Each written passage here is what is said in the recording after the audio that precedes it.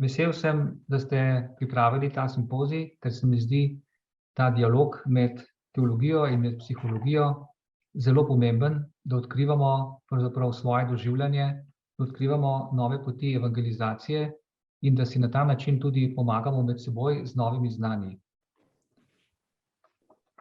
Moj naslov oziroma naslov mojega predavanja je Nasilje v cerkvi in doživljanje podoba Boga.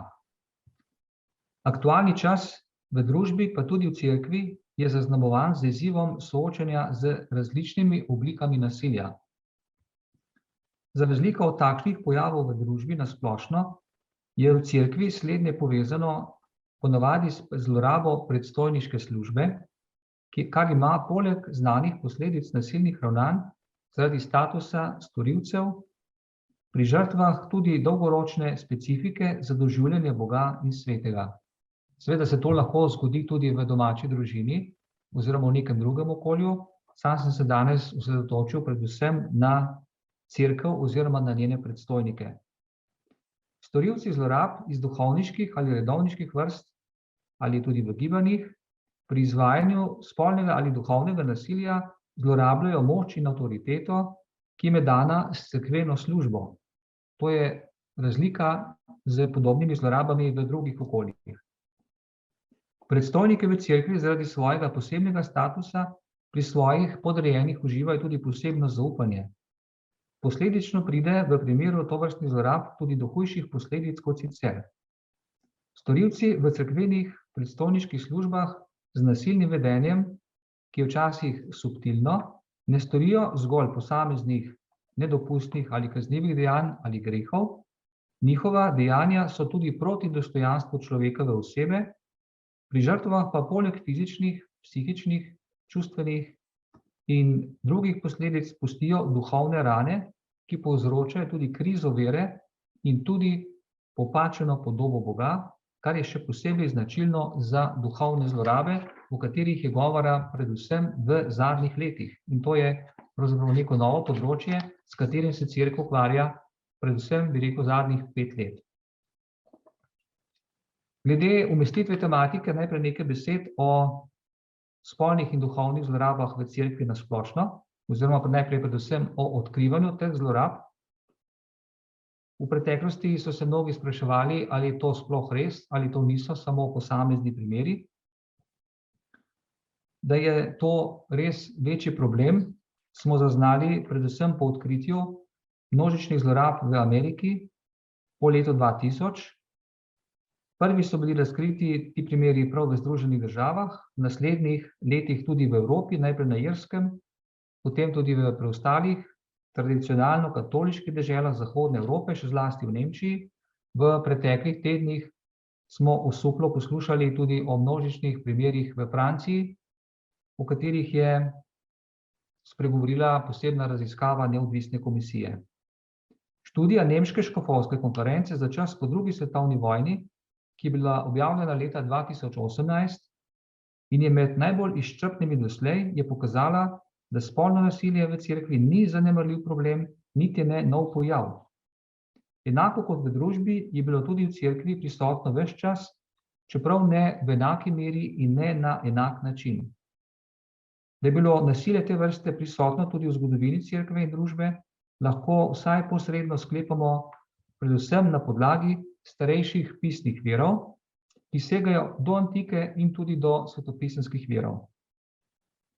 Za razliko od preteklosti, ko se je v primerih tovrstnega nasilja zaradi spolnosti kot tabu teme molčalo, so se travmatizirane žrtve v spremenjenih družbenih razmerah opogumile in tudi spregovorile. Začele so prijavljati zločine in sprožati civilne in cerkvene kazenske postopke. Cerkev se je bila prisiljena na to tudi odzvati. Vrhovni zakonodajalec je zaradi pomanjkanja ustreznih predpisov postopno začel pripravo manjkajočih uredb. Od leta 2001, še posebej pa od leta 2010, je bilo sprejetih veliko novih zakonov in pravilnikov ter uredb, ki so natančneje opredelili naravo kaznivih dejanj zoper spolno nedotakljivost in dostojanstvo človekove osebe ter njihovo procesiranje. Zaradi neučinkovitosti krajevnih oblasti pri obravnavi tovrstnih nasilnih dejanj nad mladoletnimi in tudi nad odraslimi, je Sveti sedež pridržal pristojnosti glede mladoletnih, pristojnost sebi, da odloča, po kakšnih postopkih bodo ti primeri tekli in da nad posameznimi postopki tudi vrši kontrolo. Kar se tiče najprej glede zlorab, spolnih zlorab, težko jih je opredeliti na kratko, obstajajo različne definicije. Latinski pojem za zlorabo abusus, v širšem pomenu besede pomeni aktivnost ali delovanje, ki v nasprotju z uveljavljenimi družbenimi standardi, splošno sprejetimi človeškimi normami in proti dostojanstvu človekove osebe. Označuje izkoriščanje lastnega položaja za osebno korist ali za nezakonito delovanje, ki povzroča materialno in tudi nematerialno škodo sebi in drugim. Je napačna oziroma negativna raba ali zloraba lastnega položaja, ki v nasprotju z namenom zaupane službe, je zlo in ima tudi hude negativne posledice. Za zlorabo je za razliko od malomarnosti ali nezavednega slabega delovanja značilno, da je njena aktivnost načrtovana in hotena, kar velja tudi za dinamiko spolnega nasilja. Spolna zloraba je vsako neverbalno ali verbalno fizično dejanje, s katerim se z namenom spolne potešitve ali izvajanja nasilja in moči krši dostojanstvo in prekorači meje druge osebe katerekoli starosti ali spola. Je vsak telesni stik ali interakcija vidna, besedna, psihološka dejavnost med mladostnikom in odraslim ali med dvema odraslima osebama, ko storilec proti njegovi volji uporabi drugega kot sredstvo spolnega vzburjanja.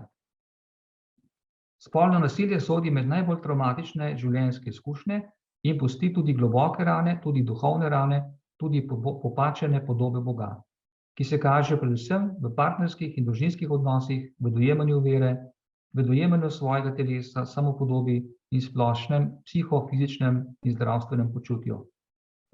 Teža tega dejanja se meri glede na posledice. Kadar govorimo o spolnem nasilju, najprej pomislimo na posilstvo, ki pa dejansko predstavlja le manjši del tovrstnega nasilja. V večini primerov gre za različne metode odvisnosti od odnosov in izkazovanja moči nad drugimi. Če se sedaj ustavimo pri duhovnih zlorabah, ki so, kot sem že omenil, se zaznale predvsem v novejšem času, čeprav niso nov pojav. Duhovne zlorabe so se dogajale že zdavnaj tudi v naših družinah, ko so recimo starši, vzgojitelji na napačne načine predstavljali Boga ali maltretirali svoje otroke, jih silili k verskim obredom, jim grozili in podobno. Duhovne zlorabe so se odkrivale oziroma so se začele odkrivati v zadnjih recimo 10 letih, predvsem v hierarhično urejenih skupnostih ali v odnosih, kjer gre za nadrejenega in podrejenega. V teh odnosih, kjer so hierarhično urejeni, seveda vedno obstaja možnost konfliktov.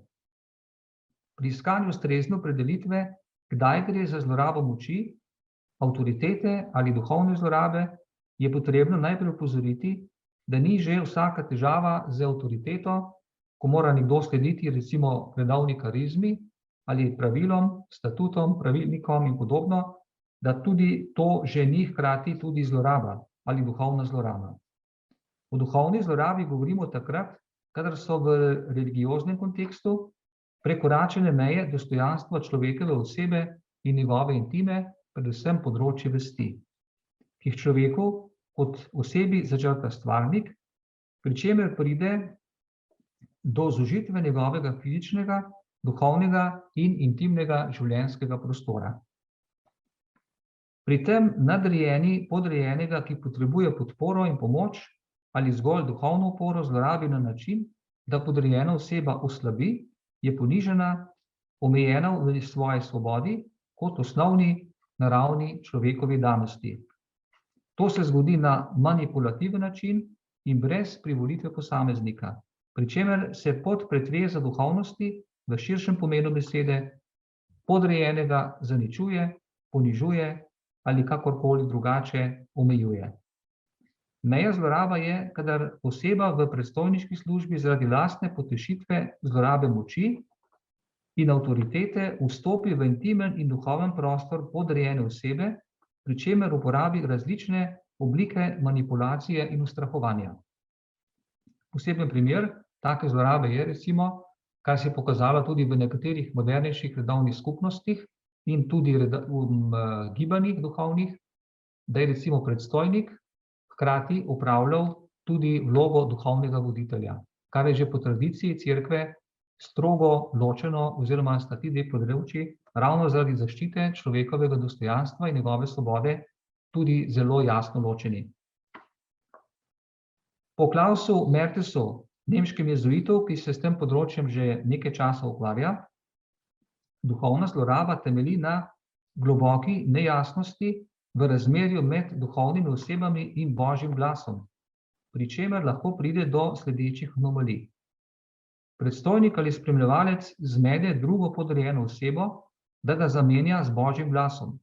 Na primer, to, kar govorim jaz, to je Božja volja in ti moraš to spoštovati. Druga možnost je, da se predstojnik ali spremljevalec z Božjim glasom zamenja sam. Tretja varianta duhovne zlorabe pa je, da pride do kombinirane zamenjave vlog prvih dveh možnosti. To pomeni, da se ima predstojnik za Božjega poslanca, na primer nekdo si postavi statute tako, da je predstojnik zavedno, to mu pripada, podrejeni mu morajo verjeti in slediti, pa tudi podrejeni ga vidijo v tej luči.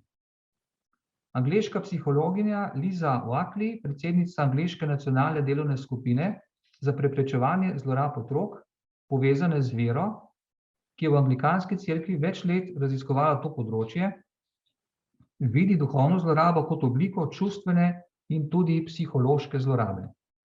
Zanjo je značilen sistematičen vzorec prisilnega nadzorovanega vedenja v verskem kontekstu.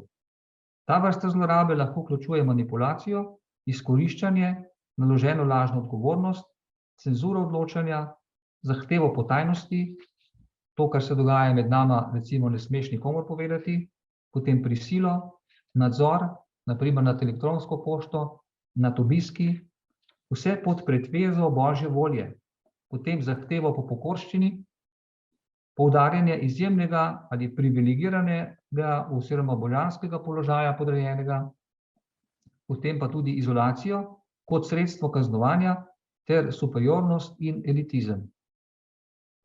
Za duhovno zlorabo je značilno, da predpostavljena oseba podrejeno rani na področju njene avtonomije in osebne svobode v verskem kontekstu. Ta zloraba se lahko pojavi v obliki duhovnega zanemarjanja, se pravi tudi v opustitvi dolžnih ravnanj, kjer je podrejena oseba prikrajšana za možnost duhovne rasti, kot duhovna manipulacija ali tudi kot duhovno nasilje. Čeprav te oblike se med seboj včasih prepletajo, jih je treba tudi med seboj ločiti. Do duhovnega zanemarjanja pride lahko v raznih cerkvenih občestvih in redovnih skupnostih, v gibanjih, prav tako tudi v družinah, strani staršev, v župnijskih skupnostih, recimo strani duhovnikov, kadar se podrejenem v stiski ali potrebi ali v času rasti ne nudi dolžne podpore oziroma se to poslanstvo opravlja neodgovorno. Za duhovno manipulacijo je značilen subtilen in prikrit način ravnanja, ker je podrejena oseba zavedena, dobiva napačne informacije za svoje ravnanje, pri čemer se ne zaveda, da je odvzeta avtonomija in osebna svoboda. To je ravno recimo pri vprašanju Boga. Da je Bog na primer nasilen, da je Bog maščevalen, da Bog zahteva neka dejanja, nikoli ni z nami zadovoljen in podobno. Zlorabljene osebe se v tem primeru izgubijo stik s seboj, postanejo odvisne od nadrejenega, postanejo vodljive in vidijo sebe in svet z očmi manipulatorja. Pri duhovnem nasilju gre za popolno kontrolo drugega, ki mora slediti navodilom, sprejeti predstavljene ideale, strogo imeti stike, deležen nadzora v vsakdanjem življenju, tudi na primer pri komunikaciji z ostalimi. Kar se tiče pogleda za naprej, oziroma sklepna misel, zelo pomembno se mi zdi, da se zadeva rešuje v več smereh. Eno je recimo preventiva in izobraževanje, zato je tudi dobrodošlo recimo takole srečanje, konferenca, simpoziji, pogovori, da se potem tudi na župnijski ravni, na ravni vzgoje v šolah, kjer se naši mladi srečujejo, potem duhovniška vzgoja, da se mlade kandidate za duhovnike spremlja, da se pravočasno odkriva različne indice, ki gredo v smeri gospodovanja, klerikalizma, nadvladanja, zlorabe vere, cerkve in moči za to, da nekdo dobi neko, v narekovaju, lahkotno službo za uživanje in je pokrit v sistemu cerkve. Kar se tiče redovnih skupnosti ali cerkvenih institucij, gibanj in podobno, je potreben nadzor, potem natančno preverjanje statutov, ko se ustanovi nek nov red. V zadnjih letih je Sveti sedež opravil več kot 150 izrednih vizitacij, predvsem v modernih oziroma v novejših redovnih skupnostih in gibanjih, in v večjem delu teh gibanj in redovnih skupnostih so bile tudi odkrite take anomalije, kot so duhovne zlorabe, in to je tudi bilo objavljeno v strani Svetega sedeža. Sem prebral pred kratkim eno študijo o tem.